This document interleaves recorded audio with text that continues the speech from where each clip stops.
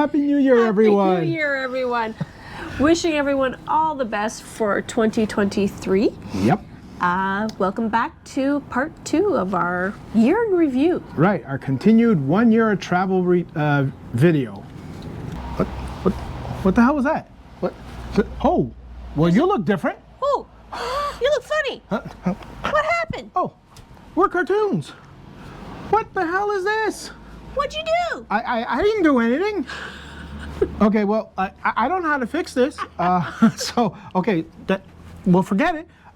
Look, the show has to go on. We got a video to produce, so let's ignore it. Maybe nobody will notice. Maybe. Okay, so when we left Peru, we went to Ecuador, Cuenca, Ecuador, to be precise. Yeah, so Cuenca was recommended to me by a colleague. What a nice surprise. It was just such a beautiful town, nice colonial buildings, Yeah. spectacular. Well, actually, the first thing I remember about Ecuador, or Cuenca actually, when we first set foot there, on our first day there, we felt, wow, this feels like home. It was comfortable. It felt nice. It was comfortable. Exactly. Yeah. So right off the bat, now Ecuador is, especially Cuenca, Ecuador, is a great location for expats. And expats, I totally get it now. Why you come? Because it feels like home. It's just really, really nice and comfortable. So I get it.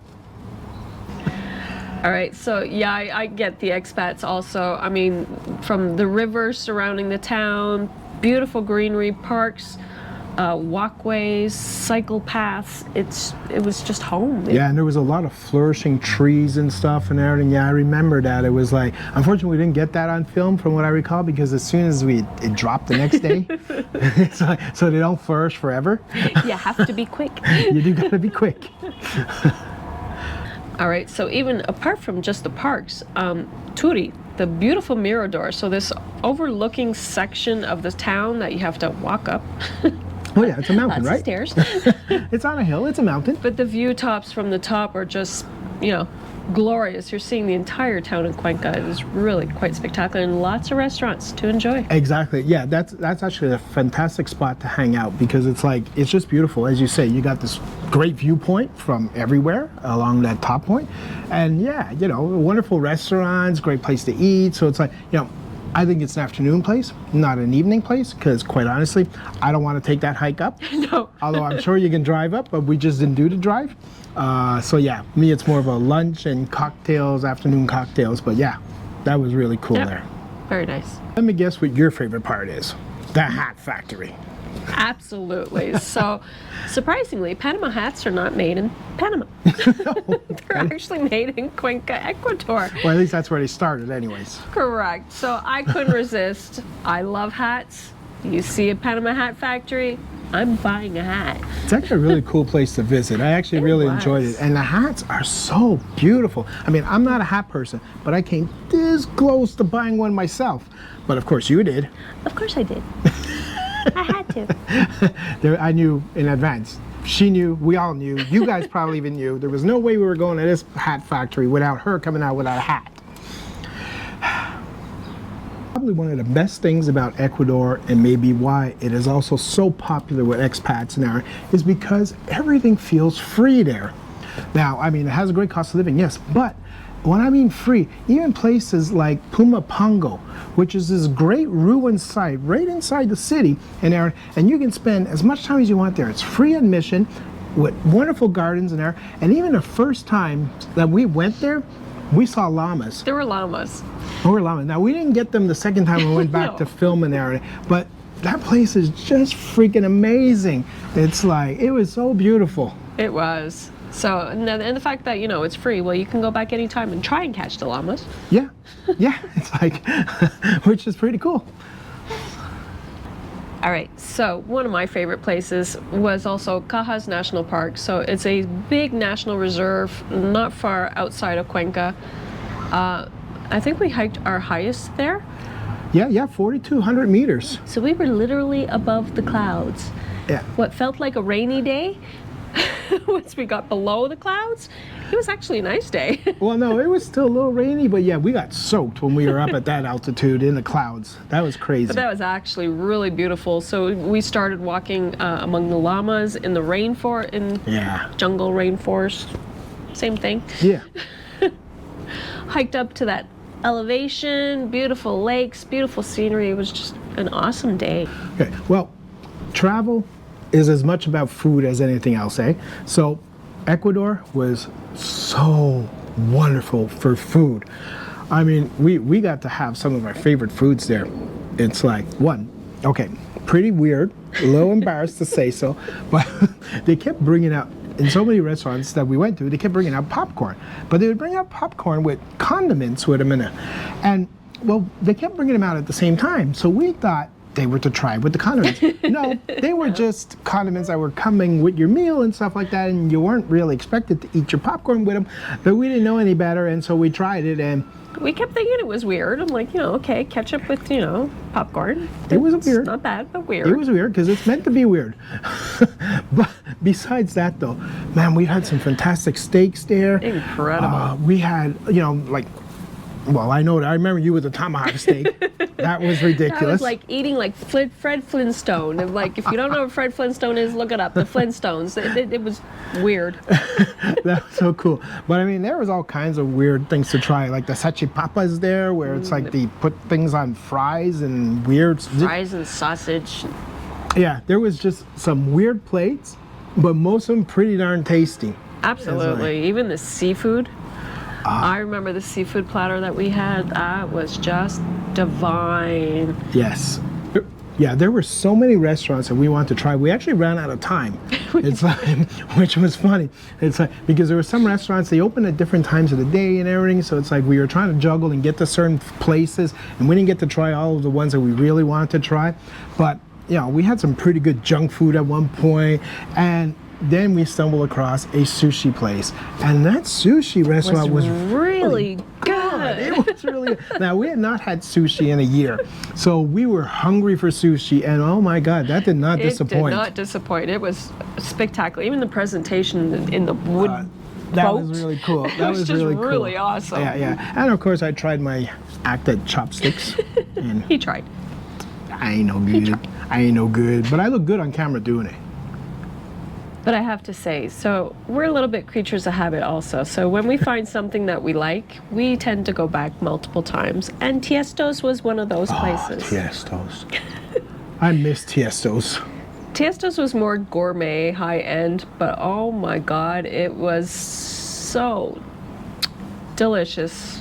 I'd go back in a heartbeat. Oh, every time. Anytime I'm going to be in Cuenca, I will be going to Tiestos as often as I can. It was memorable every time. For one, the service was equally memorable as the food. Yeah. They almost gave you like a little show at the same time, which was so fun. And their tasters menus, menus were so much fun. Good. It's like, and they got like 4 or 5 of them, so you're never bored. You try a different tasters menu every time you go, and you just keep rotating. I've never ordered off a la carte, like for anything. Just took the tasters menu each time. So spectacular there. I still crave that food. Absolutely. That's some of the best food we've ever had in South America, period. Hands down, some of the best. Highly recommended. If you're in Cuenca, you have to go to Tiestos. Yeah, definitely. All right, well, sadly, we had to leave Ecuador prematurely. There's a lot of strikes were going on, and practically all the roads in the whole country were shut down. There was just no way to see and continue to visit, so we basically left on a drop of a dime, actually. Very much. we canceled all our Turn around within 24 hours. Yeah, we canceled all our flights that were going forward into Ecuador, Airbnb, everything. And, well, where'd we go, love? We went to Brazil. So Rio de Janeiro was our first stop in Brazil. Yeah. What a beautiful place. It was nice and warm. It was. There's beautiful beaches. Copacabana Beach, one of the most beautiful beaches I've ever seen. The sand is just pristine. It really is, really. And they got monkeys. Everywhere. Everywhere. It's really cool. Naturally, when you think Brazil, besides Copacabana Beach, you think Christ the Redeemer. So, of course, we have to go see it. It's a 7th wonder of the world. And, well, I want to collect those. And we want to do something a little different.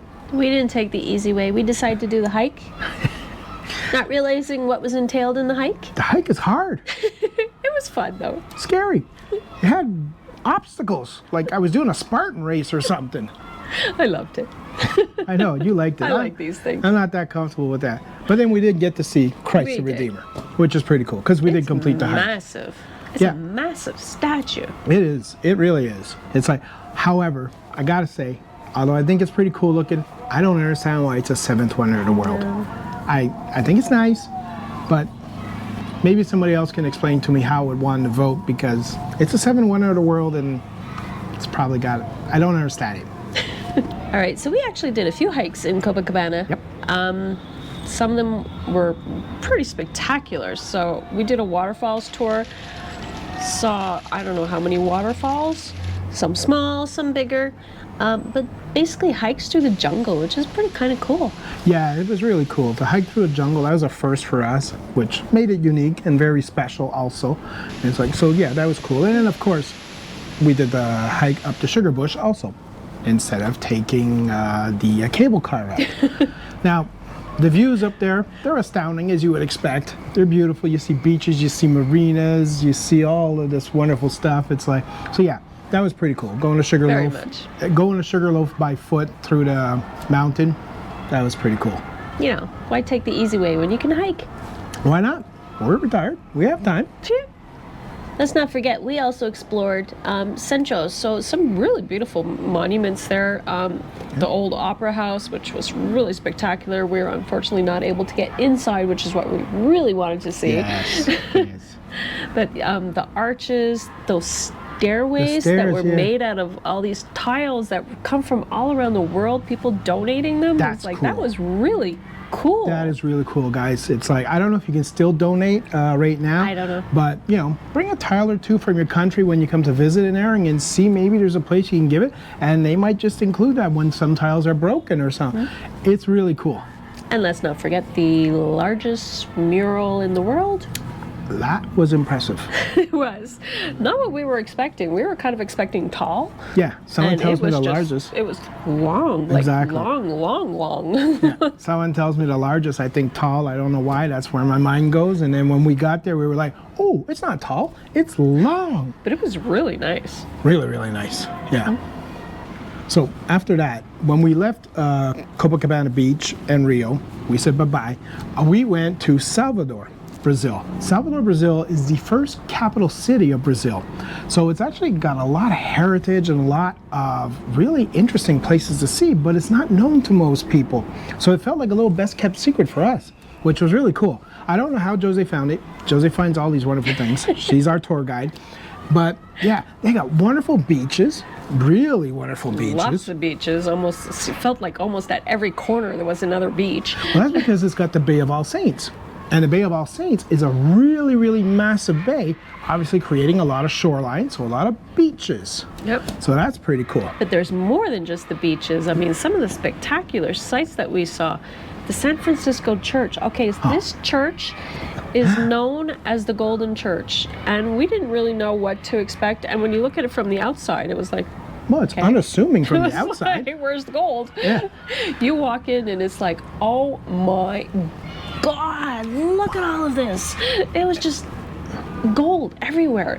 Breathtaking. Yeah. And you would think, okay, it's overdone, it's done to an extreme. No, it worked. It was beautiful. It just was gorgeous. And, you know, it's really nice to just sit there in one of the pews and just take it all in and look at it everywhere. It was really cool. I also remember another great thing about Salvador. When we were walking around, we discovered there's a lot of parks. So we decided to make our own parks tour. Boy, that was the coolest thing I think we've done DIY ever. It was really, really awesome because there's all kinds of wonderful statues that we saw. There were all these other artworks done out of recycled bottles. That was so cool.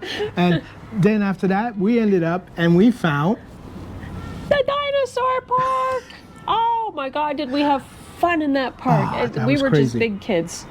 So there are literally life-size statues. I don't know if they're life-size, but big ones. They're big. Biggies. We assume they're life-size dinosaurs. So we were just having a little bit of fun being kids playing Jurassic Park. Oh, we were definitely big kids in this park, but we weren't the only ones. No. There were no kids in this park at all, just a bunch of adults having all kinds of good time. It was a lot of fun. It was fantastic. I think one of our first experiences of a zoo botanical where they combined a zoo with a botanical garden was in Salvador. Yep, I think that you're was right. really quite nice. Simple zoo, wildlife kind of a little, not roaming free, but freer than we've ever seen them. Right, yeah, that's it. Well, there were monkeys that were allowed to roam free, different types of monkeys.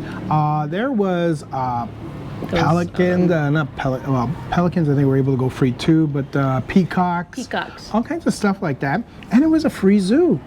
I forgot about that. Again, free. Yeah, so it's like great atmosphere because everything is lush vegetation everywhere because they made it really nice and jungle-like for the animals. And you could just spend time there and it didn't cost you a dime.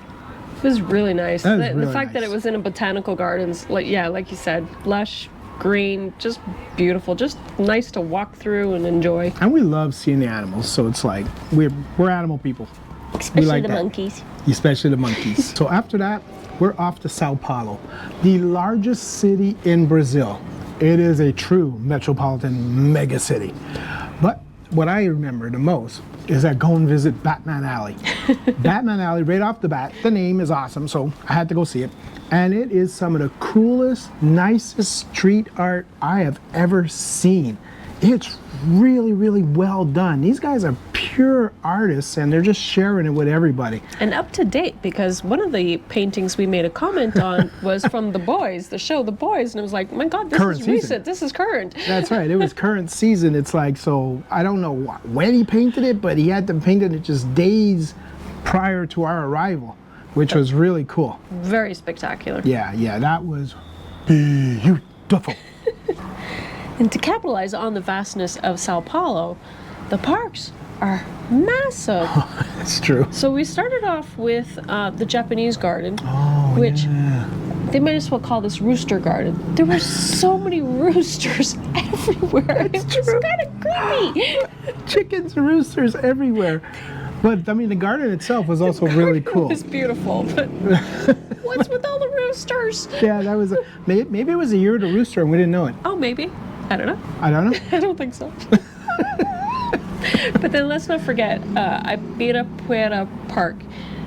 We were calling it Central Park because it was massive. Oh yeah. And we only saw a fraction of it. Oh yeah, you need more than a day to see that park because it's like, it's, as she says, it's huge. It's like we drove into the park and it felt like we were driving in for 10 minutes until we hit where the destination that we wanted to start with. And wow, yeah, lakes, wonderful, check. Sporting places. Sporting place. Some people were playing Kadich. That was really cool. Yeah, what is this, guys? They've created their own version of Kadich. The Hogwarts game, Harry Potter game thing, and oh my God, it looks brutal the way they did it. These guys are crazy playing this in the park. Yeah, the beaters. Yeah, the beaters. Had beaters. Oh, look, guys, I don't know the rules. I didn't look it up, but that was something to see. That was crazy. Fun to watch. Yeah, no, that park. Just fantastic place. It's like really, really big section of green space that you can just enjoy yourself. I love it when metropolitan cities do something like that. It's like, so well done, Sao Paulo. And naturally, when in Sao Paulo, we found another zoo and another dinosaur park. This one was actually part of the zoo.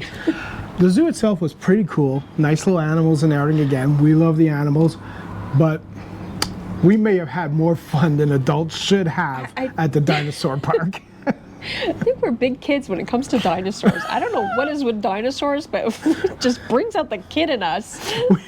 we were having such good, and honestly, that little park inside the zoo is a little cheesy sometimes. Tiny. But we had the best of times just the same. But this one had kids, and we had to try to behave ourselves too a little bit because we may have been setting a bad example sometimes. But still, it was more fun than you can shake a stick at. So after Sao Paulo, we went to Bolivia. Honestly, this was not on our radar, but other YouTubers kind of convinced us we had Gladys to go. and Kenny. Gladys and Kenny. Thank you, Gladys and Kenny, for putting us on to Absolutely. Bolivia. They're another YouTube channel, guys. If you don't know them, check them out. Gladys and Kenny. Because Bolivia was spectacular. Such a hidden gem. This was probably one of our favorite places. Oh, without a doubt. Without a doubt. Bolivia checks all the boxes, surprisingly. And like we said, we knew nothing about it. But our journey started in La Paz. And La Paz is this valley, if you will, this city with mountains all around it. And it's fully connected by cable cars, which is really cool. They don't have subways, well, they have buses and stuff, but they use cable cars to get around, to go over the mountains and there.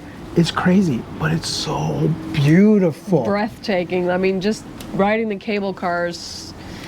Well, that's actually a great tour hint to do, guys. It's like a travel tip. If you're going to be in La Paz area, ride the cable cars. You get this great aerial view of the city. It's beautiful, beautiful. And you know, there's a lot of great things to do there too. Oh, absolutely. So yeah, aside from the cable cars, I mean, just in Old Town. Well, Central. They're Central Town. Yeah, they're downtown. So I mean, we saw, you know, beautiful colonial buildings.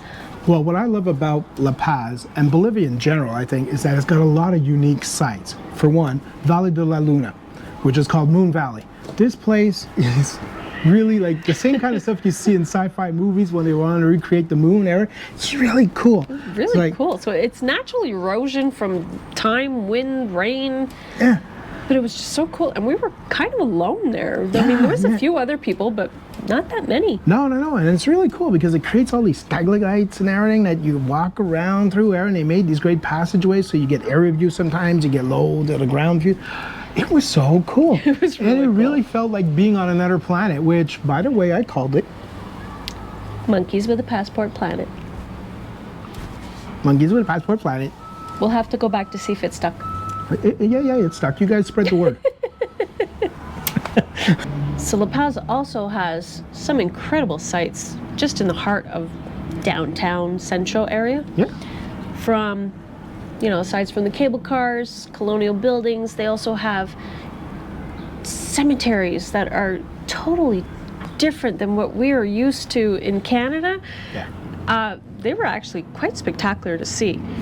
Well, that's it, because they're crypts, right? Instead of being like in the ground with tombstones there, and they got crypts in there, and so that's pretty unique for us. We're not used to seeing that, and wow, they really decorate them. They really make them really nice. nice. It's like, you know, it's really cool. Yeah, that was pretty cool. I'll admit, never seen that before. Yeah. And then on the same day, we also went and saw the train museum, which was really cool because it was kind of like on the way back. And that's pretty cool because what they've done there is they've converted a bunch of old trains into commerces. So restaurants, little stores, little boutique stuff, Aaron, which is pretty freaking cool. Yes. And of course, well, we took the opportunity to eat in one of them. Of course, when you have the opportunity to, you know, dine in an old train car, why not? You do it. And it was pizza. Yeah. Winner. Exactly. And it's just fun to hang out among those trains. Absolutely. But after that, we went to the witches market. Spooky. Supposedly spooky, but not so much. It's really just a local market on the street with some weird stuff like, you know, Well, the reason it's got dried llama fetuses. Right, that's why it's got the Witches Market's name. It's because Right. it actually does have technically some voodoo, dark magic concept stuff, But they all have ingredients. medicinal purposes. But it was really a beautiful area also from the umbrellas. That's it. It's more than just that. Exactly. It's like, as you were saying, amazing place because it's like they got all those wonderful hanging umbrellas and all more than just umbrellas too. Much different styles It was from different what than what we've we've used to seeing. seen. Yeah, so it was really pretty. So it makes for nice streets to walk around, and then the shop people are really nice too. They were. I mean, I remember chatting with a few of them here and there, and we bought the hats and toques and everything from one of them for our trip to UYUNI. So that was really nice. They were really nice there. Very friendly. Yeah. And I think besides the great sites like Valle de la Luna and stuff like that in La Paz, I think I remember the food just as much because they know how to cook there. It's really good. We had some really good dishes. Did we ever? I mean, one of the restaurants where we used to go, it was a steakhouse in there. Man, they just prepared wonderful steak, but with fish also and great chicken. We used to Delicious. feast every time we went there, which was really great. And surprisingly, they have fantastic wine. Bolivia has great wine. I never knew anything about Bolivian wine because they don't actually seem to export it out. But it's delicious. Oh yeah, it was awesome. Let's not forget the pizza place. Those pizzas, your calzone, my pizza, those were just spectacular. We hadn't had good pizza in a long time. Yeah, it had been a while. And anytime I can get a calzone, I try the calzone because, well, that's just special anywhere you go. That was just delicious. But also the Tex-Mex. Oh, yeah. Yeah, that was good. Some of the best Tex-Mex we've had in a long time. Indeed. Yeah, that was really good. And the margaritas were pretty fine, too. They were. So when we left La Paz, we went to Uyuni, which is probably the most touristy hub spot of Bolivia. Yeah. Practically, that's about the only thing most people know about Bolivia. And, you know, there's a good reason. Uyuni is fantastic with so much to see. Incredible sights. Crazy, crazy stuff. Like, for instance, you know, something as basic as a train cemetery. Train cemetery, not a train museum. It's like, this is basically abandoned trains that have just been completely ignored. I wouldn't say ignored, actually, because they get a lot of tourist visitors. They do. But they've been pillaged and everything of a lot of their pieces and everything, but just left where they lie. It's pretty crazy. Really awesome. Again, we were kind of like kids because you get to climb them. Nobody's watching you, right? There are no rules. Nobody guarding this stuff. It's like to climb them, ride them. We were riding the rails, Mom. Do whatever you want. It's like, love places like that. So Bolivia is so much more than just the salt flats. The landscape is just phenomenal. The 3-day tour that we took us into all kinds of terrain that we would have never expected, like the rock formation. The rock formation is all these ejected rocks from the volcanoes of way past then, and they've just piled themselves on top of each other. Well, they didn't pile themselves on top of each other, but they're piled and stuff, and they got all these crazy formations there. But it's so cool because, you know, you again, like the cemetery, the train cemetery, you can just climb them, do whatever you want, and you got it to yourself. And we did. Oh yeah. Again, like kids, climbing the rocks. It was just great. It's like, and they're so interesting, these rocks, because they're all lava rocks, and it's like, you know, lava rocks that you have in your aquarium. Well, not here. These are life-size, huge, big, super massive things, which is really cool. And you can see formations in them sometimes, like Angry Man and the Rock Tree, which is pretty cool. There was a lion. There was. Yeah, I saw a Jester at one point, and it's pretty cool. But aside from Rock Valley, I mean, we drove by some incredible lagoons. We felt like we were driving off-road. We were definitely off-road. There are no roads. There's no roads. We felt like we were driving in the middle of nowhere, where you get to pass by these incredible sights. So, you know, some of them green lagunas, red lagunas, Cajara, I think the other one was called.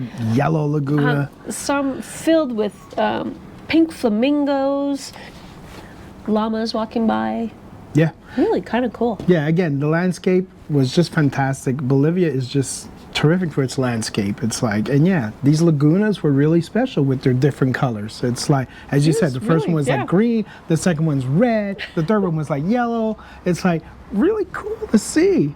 It's like in all, technically in the same areas.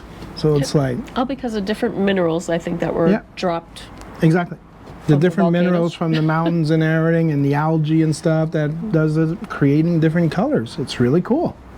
Our tour also brought us to some pretty amazing sites, such as the hot springs, the thermal hot springs. Yes. Which were fed from the local volcano. Kind of cool.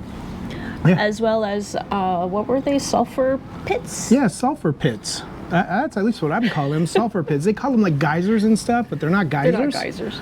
But it's like bubbling sulfur. It's like, which was really cool to see just, bubbling up everywhere and then steam coming out and stuff. That was pretty cool. That was pretty awesome. So we also got to spend 2 incredible nights in some really special hotels. Yeah. So one was a hotel built in the side of a mountain, like literally with the rock right there in your room. But the second one was really the spectacular special awesome one. The Salt Hotel, the original Salt Hotel in UYUNI was just amazing. So everything is literally made out of salt. Oh yeah, they put in as much salt as they can into this place. It's like salt columns. Our bed was made out of salt. The nightstands were made out of salt. Roof, the dome, everything. The hotel had nice salt sculptures, everything. It was so beautiful.